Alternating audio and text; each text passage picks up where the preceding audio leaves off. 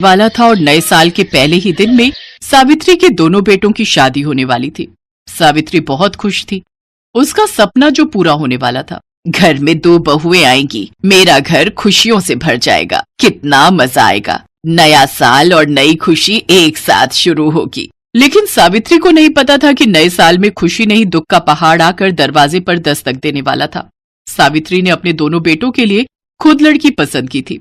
उसकी होने वाली दोनों बहुएं शहर से थीं, इसीलिए सावित्री सीना तान कर पड़ोसियों से कहती रहती थी, मैं शहर से बहुएं ला रही हूँ, हाँ देख लेना कितनी सुंदर है मेरी दोनों बहुएं। जरा सावधान रहना सावित्री दीदी, ये कलयुग है कलयुग, ऊपर से शहरी लड़की घर में आते ही कलेशना शुरू कर दे। अरे नहीं नहीं, ऐसा कुछ नहीं होगा, लड़कियां बहुत अच्छी हैं, मैंने खुद पता लगाया है, और घर में छोटे मोटे कलेश तो होते ही रहते हैं, उसमें क्या है। और नया साल आ गया। सावित्री के दोनों बेटे अमित और आकाश की शादी हो गई। अगले दिन सबसे पहले अमित अपनी बीवी मधु को लेकर घर आया। आओ बड़ी बहू, अंदर आओ, आने में कोई तकलीफ तो नहीं हुई? नहीं माँ जी, ये बोलकर मधु ने सावित्री के पैर छू लिए। सावित्री बड़ी खुश हुई। वाह बहू वाह, कितने अच्छे संस्कार हैं तुम्हारे, शहरी लड़की होकर भी पैर छूती हो।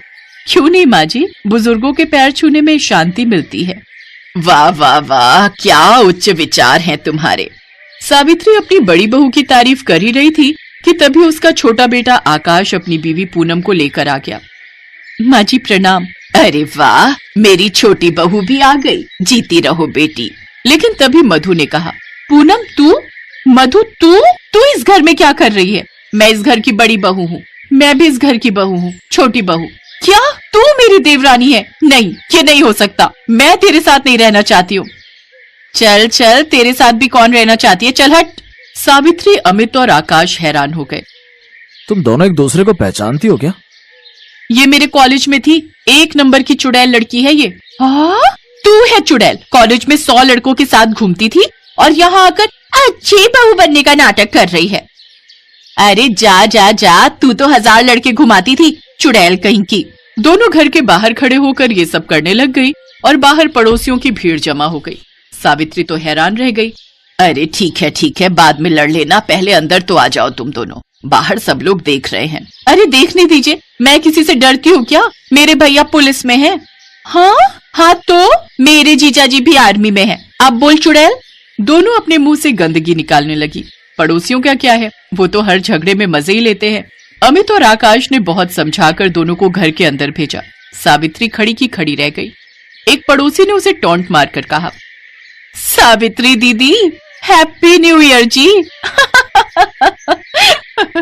उसके दोनों बेटे अपनी अपनी बीवियों को कमरे में रखकर अपनी माँ के पास आए। ये क्या हो गया माँ, ये कैसी लड़कियां पसंद की हैं आपने? हाँ माँ, पड़ोसियों के सामने तो नाक कट गई हमारी, नए साल में नए कलेश शुरू हो गए। सावित्री सदमे में थी। अचानक से ये सब हो जाएगा, ये उसने सपने में भी नहीं सोचा था। उसने कहा, बेटा मुझे कैसे पता होगा कि ये दोनों पहले से एक दूसरे को पहचानती हैं और आपस में दोनों की दुश्मन भी हैं। पहले पता होता तो थोड़ी ना मैं इनसे तुम दोनों की शादी करवाती। वो तो बात ठीक है माँ, लेकिन अब आगे क्या होगा? मुझे कुछ नहीं पता बेटे, मुझे कुछ नहीं पता। तुम दोनों संभालो अपनी अपनी बीवियों को। लेकिन 2 दुश्मन जब आपस में भिड़ने के लिए उत्सुक हो, तब कौन उन्हें शांत कर सकता है? वो तो लड़ेंगे ही। मधु और पूनम तो बरसों से दुश्मन थी और यहाँ आकर उन्हें लड़ने का मौका मिल गया। मधु रसोई में गई तो पीछे पीछे पूनम भी घुस गई। चल हट यहाँ से, मुझे अपने लिए खाना बनाना है। मैं रसोई में पहले आई हूँ और मैं तेरी जेठानी हूँ पूनम, मुझसे आराम से बात कर, नहीं तो क्या करेगी? गंजी मारेगी मुझे। गंजी क्यों बोला मुझे? हाँ क्यों बोला गंजी? तू कॉलेज में गंजी तो थी, ये तो तेरे नकली बाल हैं। ये सुनकर सावित्री भी वहां आ गई। तब सावित्री को सुना सुना कर पूनम कहने लगी, पता है माँ जी, ये सब नकली बाल हैं। नकली बाल? लेकिन मधु ने तो बोला था। आप इस झूठी पर विश्वास मत कीजिए माँ जी, इसके दांत नकली हैं, सामने के दोनों दांत नकली हैं इसके। झूठ मत बोल मधु, नहीं तो मैं तेरे दांत तोड़ दूंगी। सावित्री सिचुएशन संभालने की कोशिश करने लगी। अरे अरे अरे, ये क्या कर रही हो तुम दोनों, शांत हो जाओ। लेकिन वो दोनों तो शांत होने के मूड में नहीं थे। इस तरह हर बात पर दोनों झगड़ने लगी। हर छोटी छोटी बात पर दोनों में हाथापाई होने लगी और आसपास के लोग घर के अंदर झांक झांक कर मजे लेने लगे। अरे वाह, अब जाकर मोहल्ले में कुछ मजेदार कलेश हो रहा है, बहुत मजा आ रहा है। सही कहा भाभी, मैंने तो पहले ही सावित्री दीदी को कहा था, लेकिन वो तो बहुत उछल रही थी। शहरी बहू लाने का घमंड था उनमें। अब देखो कैसा लगता है। इस तरह सब लोग मजे लेने लगे और गांव में सावित्री का नाम मिट्टी में मिल गया। और एक दिन मधु और पूनम के बीच में जबरदस्त हाथापाई होने लगी। अमित और आकाश घर पर नहीं थे, इसीलिए सावित्री झगड़ा रोकने के लिए उन दोनों के पास गई और डंडा सावित्री के सर पर लग गया। सावित्री गिर पड़ी और उसकी आंखें बंद हो गई। माँ जी, क्या हुआ आपको? माँ जी, मधु माँ जी को अस्पताल ले जाना होगा। दोनों बहुएं सावित्री को उठाकर अस्पताल ले गई। सावित्री को हार्ट अटैक आया था, लेकिन डॉक्टर ने सावित्री को बचा लिया। मधु और पूनम रोने लगी और अपने पतियों से क्षमा प्रार्थना करने लगी। माफ कर दीजिए मुझे, मेरी वजह से ही आज माँ जी की ये हालत है। नहीं, मेरी वजह से है, गुनहगार मैं हूँ। नहीं, मैं हूँ। अरे अभी इस बात को लेकर भी अब आपस में झगड़ा मत शुरू करो। नहीं, मैं वादा करती हूँ, मैं और झगड़ा नहीं करूंगी। मैं भी नहीं। सावित्री के हार्ट अटैक ने सब कुछ बदल दिया। दोनों बहुओं को अकल आई और वो दोनों अच्छी जेठानी देवरानी की तरह रहने लगी। पड़ोसियों के मुंह पर चूना लग गया और नए साल में कलेश शुरू होकर बंद भी हो गया। इसके बाद सब लोग खुशी खुशी रहने लगे।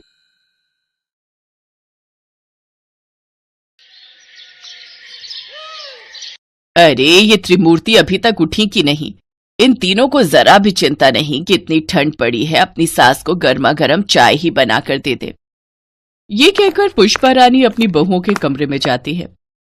देखो तो जरा ये तीनों कैसे घोड़े बेचकर सो रही है। एक कुलटा, एक कुलक्षणी और तीसरी कलमुही। 3 बहुएं होकर भी मुझे चाय नहीं मिल रही। अरे अर्जुन, कहाँ है तू? अपनी तीनों बीवियों को कुछ समझा। अरे माँ, कुछ देर आराम करने दो इन्हें। कल रात मेरी तबीयत कुछ ठीक नहीं थी, जिस वजह से ये तीनों देर रात तक मेरी सेवा करती रही, इसलिए अब आंख नहीं खुल रही होगी। तभी बड़ी बहू शगुन जाग जाती है और कहती है, माँ जी आप आराम से बैठ जाइए, मैं आप दोनों के लिए गर्मा गर्म अदरक मसाले वाली चाय बनाकर लाती हूँ। हाँ जल्दी लेकर आ, वहां रसोई में जाकर सो मत जाइयो। ये है पुष्पा रानी, जिसकी एक नहीं, 2 नहीं बल्कि 3 बहुएं हैं।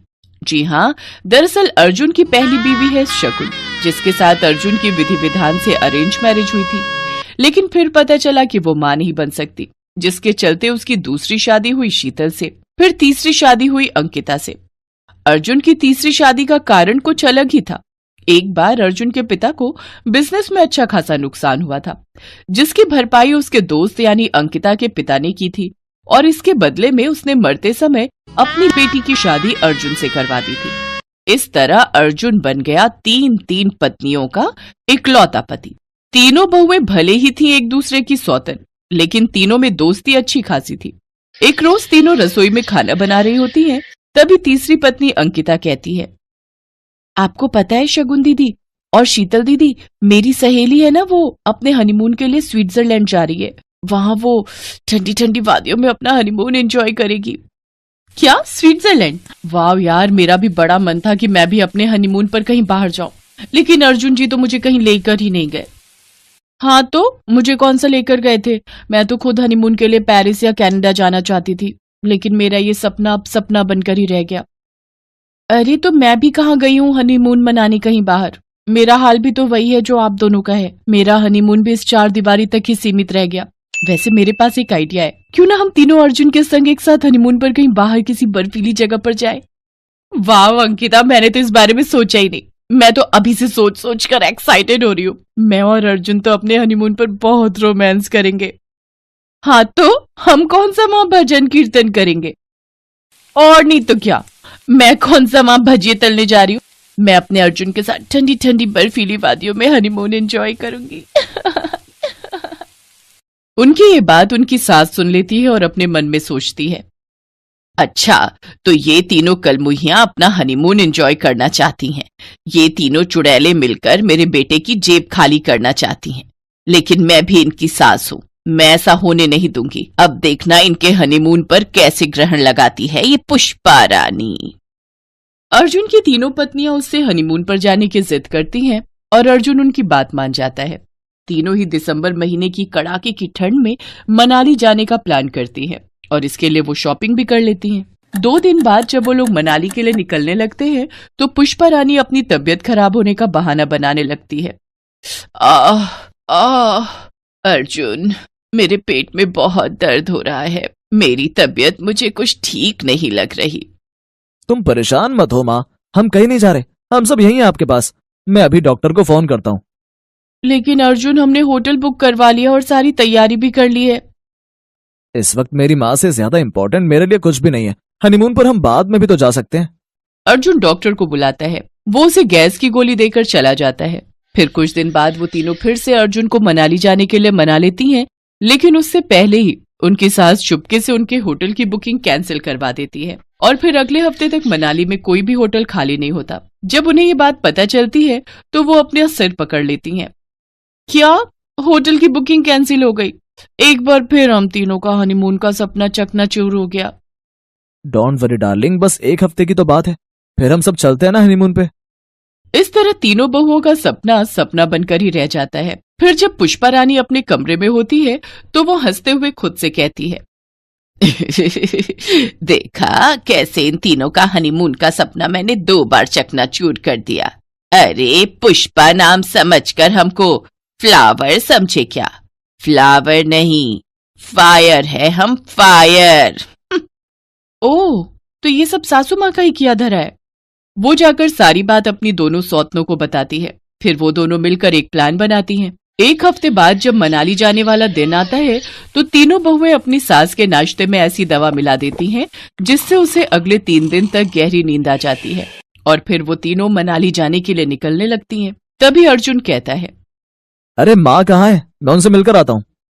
माँ जी नाश्ता करके अभी आराम कर रही हैं और उन्होंने डिस्टर्ब करने के लिए मना किया है। चलो ना अब मनाली, मुझे बर्फ देखने का कितना मन है। इस तरह वो तीनों पत्नियां अर्जुन के साथ मनाली चली जाती हैं, जहां वो खूब एंजॉय करते हैं और ठंड में बर्फबारी का और हनीमून का मजा लेती हैं। अर्जुन एक एक रात अपनी तीनों पत्नियों के साथ बिताता है। फिर 3 दिन बाद जब पुष्पा रानी को होश आता है तो वो देखती है घर में कोई भी नहीं है। तभी दरवाजे की घंटी बजती है। वो दरवाजा खोलती है तो देखती है उसकी तीनों बहुएं अपने हनीमून से लौटकर घर आ जाती हैं। ये देख पुष्पा देवी को 440 वॉट का झटका लगता है। क्यों सासू माँ, जोर का झटका? हाय, जोरों से लगा। ये सुनकर पुष्पा देवी को सारी बात समझ में आ जाती है और वो अपना सर पकड़कर बैठ जाती है और इस तरह अपनी सास को चकमा देकर तीनों पत्नियां अपने ठंड में हनीमून का सपना साकार कर लेती हैं।